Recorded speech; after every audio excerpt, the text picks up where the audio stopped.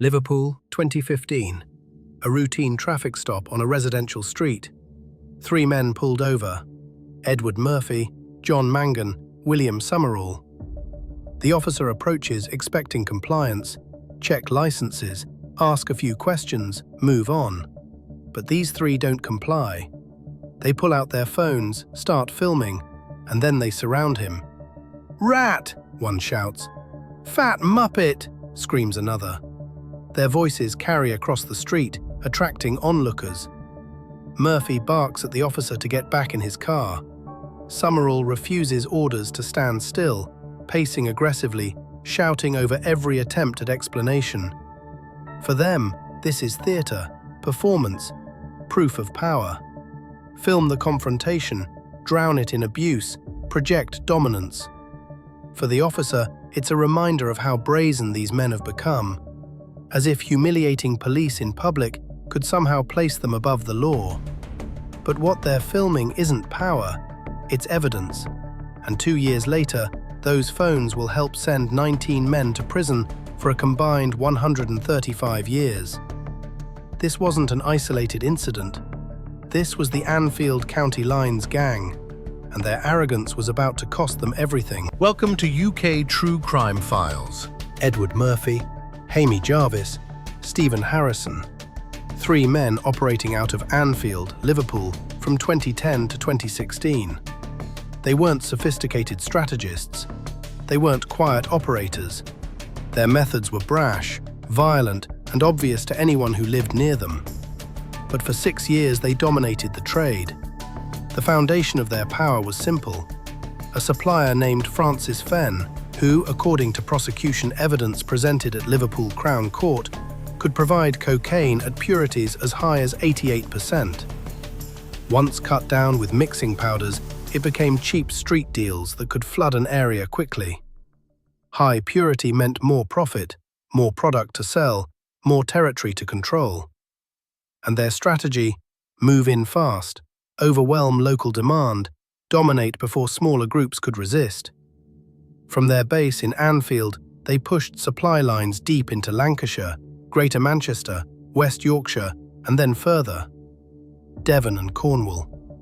What began as a local operation soon turned into a model that would mirror what would later be recognised nationally as county lines. Urban gangs exporting drugs to smaller towns, using vulnerable couriers and violence to maintain control.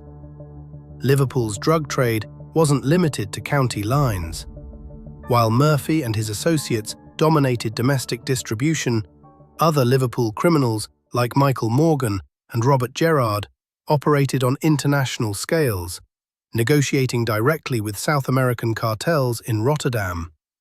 But the Anfield gang's arrogance made them visible in ways the quieter operators avoided. Violence was never far away. The 3 leaders were known for intimidation. They made sure rivals were either pushed out or silenced, and the community impact was unmistakable. Streets once quiet were now lined with new faces, people who didn't belong, dealers who arrived and never left. For those living alongside the gang, the contrast couldn't have been sharper. Behind the Rolexes and champagne, behind the Range Rovers and designer clothes, the reality was fear. Violence became a regular feature. Intimidation spilled into everyday life, and for 6 years, it seemed like nothing could stop them. They didn't invent drug dealing, they industrialized it. 6 years, 5 counties, one ruthless model that would define Britain's county lines crisis. And the human cost, that was just beginning. Because empires need foot soldiers, and the Anfield gang found theirs in the most vulnerable places imaginable.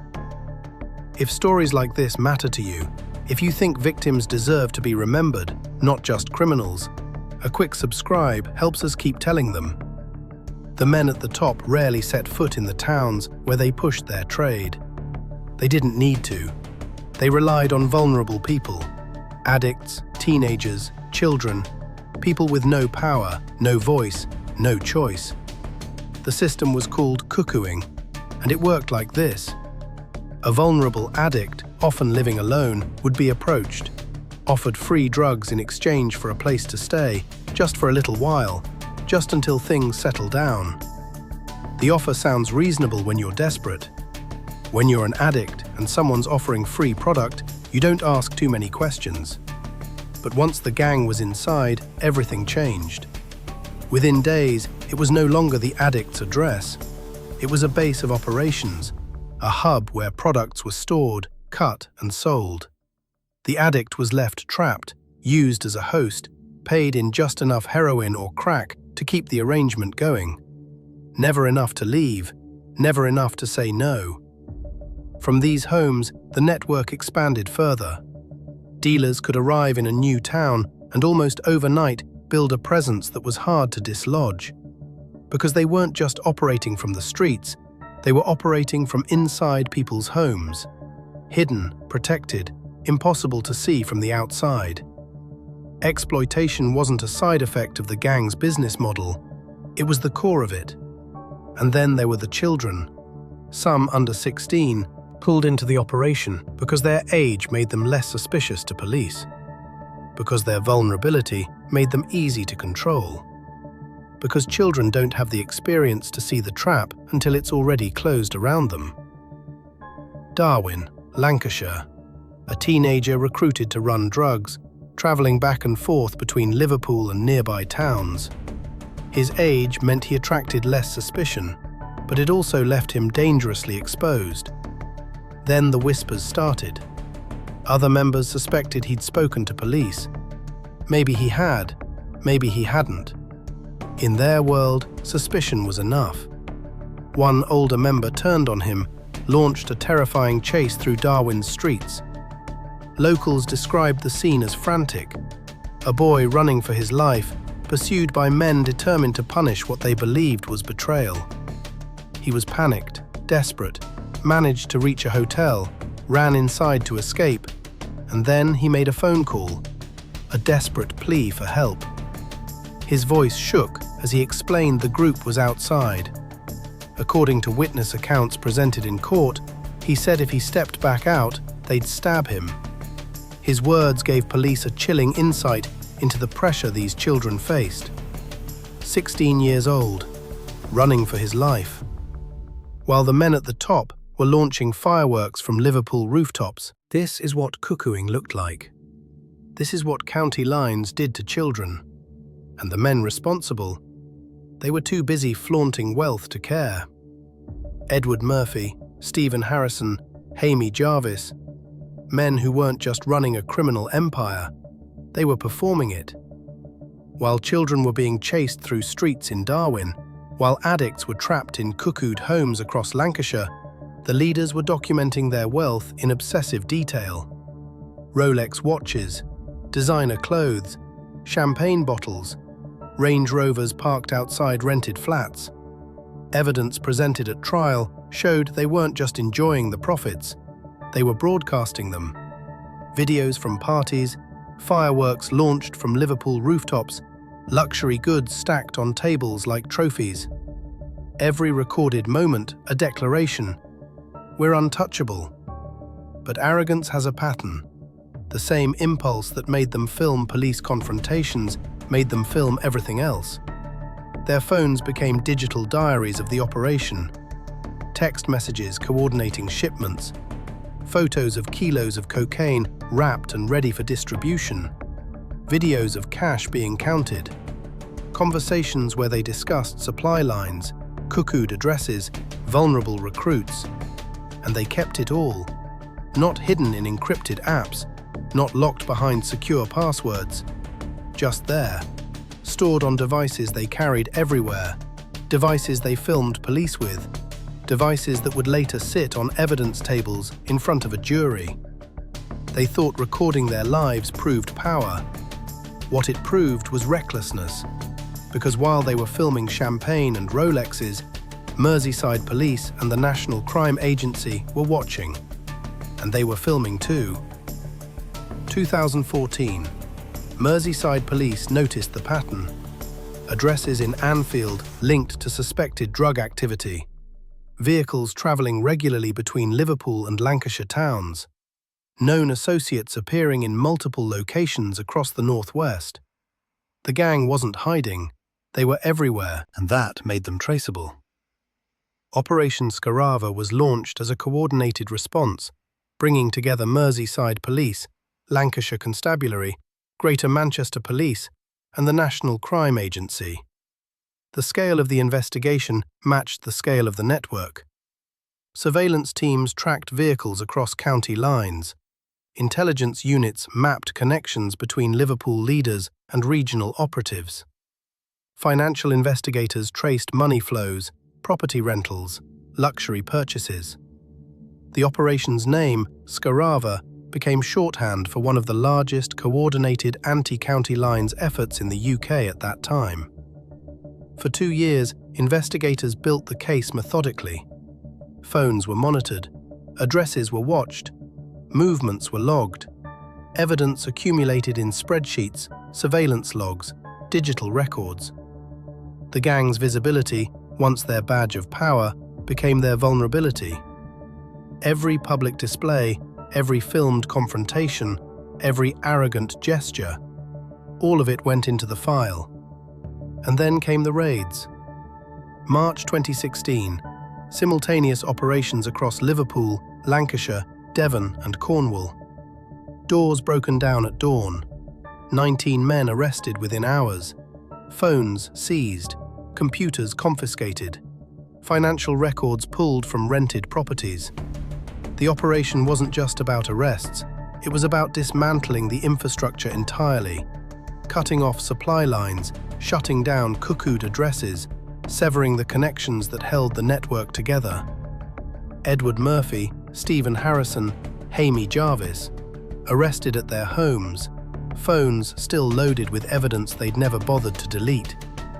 For 6 years, they'd operated as if consequences didn't apply. March 2016 was the moment they learned otherwise. Liverpool Crown Court, 2017. The prosecution laid out the case in meticulous detail. This wasn't a trial built on witness testimony alone. It was built on the gang's own documentation.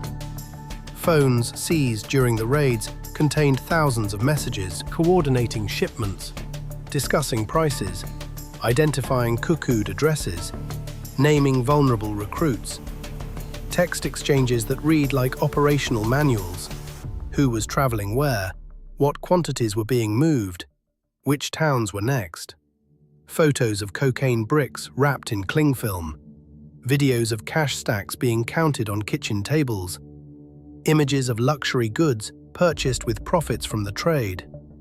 The gang had documented their entire operation, and now it was being presented as Exhibit A, B, C, page after page of their own evidence.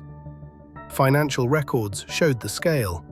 Properties rented under false names. Vehicles purchased with cash. Luxury items bought in rapid succession. Rolexes, designer clothes, high-end electronics. Investigators traced money flows back to the core leadership, connecting Edward Murphy, Stephen Harrison, and Haimey Jarvis directly to the profits. Surveillance footage corroborated the digital evidence. Vehicles tracked between Liverpool and Lancashire. Known associates meeting at specific addresses. Movements that aligned perfectly with the messages on their phones. Witness testimony added the human dimension. Victims of cuckooing described how they were approached, how the gang moved in, how their homes stopped being their own. The Darwin teenagers' hotel phone call was referenced, evidence of the fear the gang instilled in the children they exploited. And then there were the confrontations. The traffic stop in Liverpool where Edward Murphy, John Mangan and William Summerall surrounded the officer, filming, shouting abuse, projecting dominance. That footage, recorded on their own phones, was now being played in court, not as proof of power, but as proof of obstruction, intimidation, and arrogance. Detective Inspector Andy O'Connor, who led Operation Skarava, described the gang as operating with blatant disregard for the law. The evidence supported that assessment completely. They hadn't just committed crimes, they'd recorded them, they'd stored them, they'd kept them as trophies. and now those trophies were sending them to prison. The verdicts came swiftly. 19 men convicted.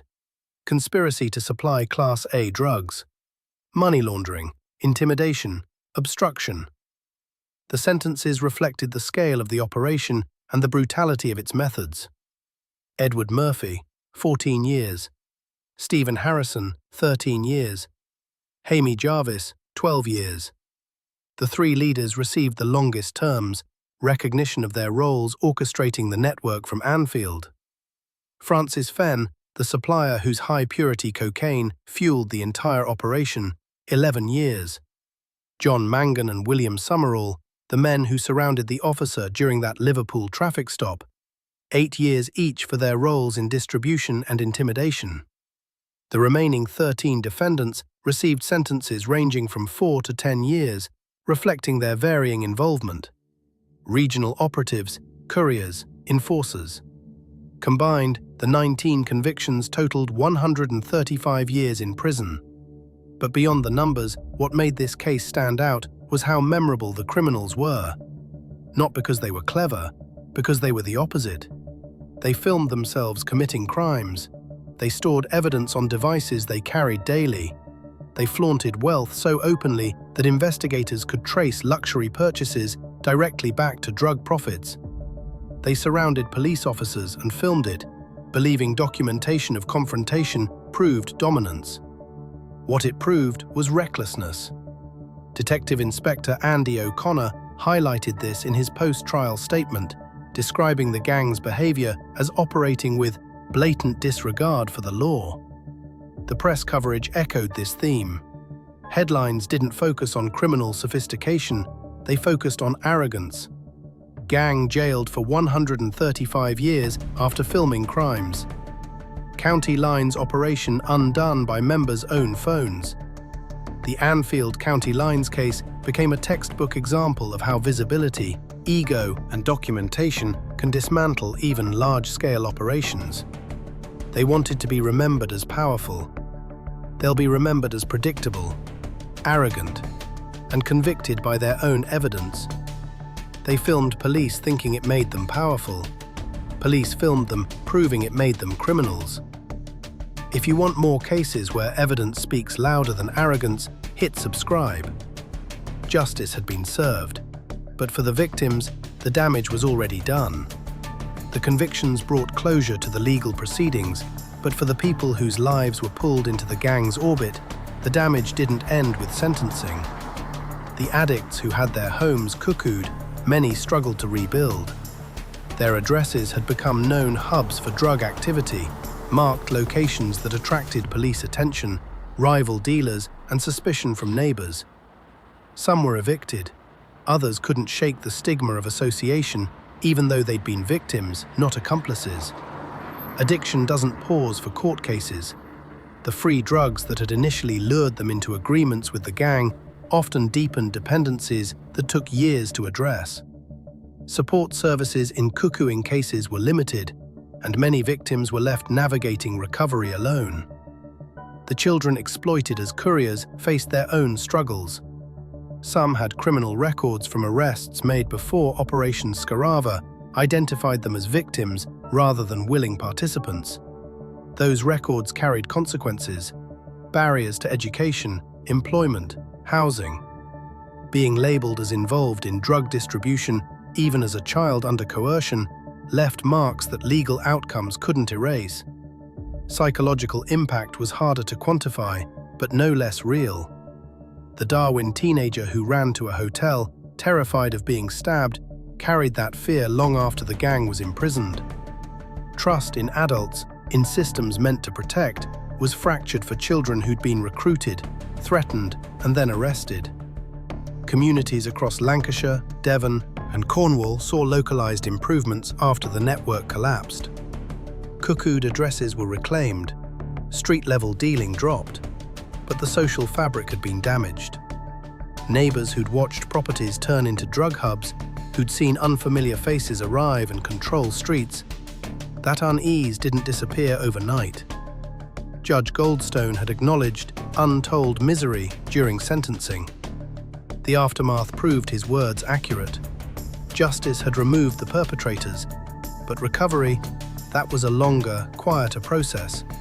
And for many victims, it's still ongoing.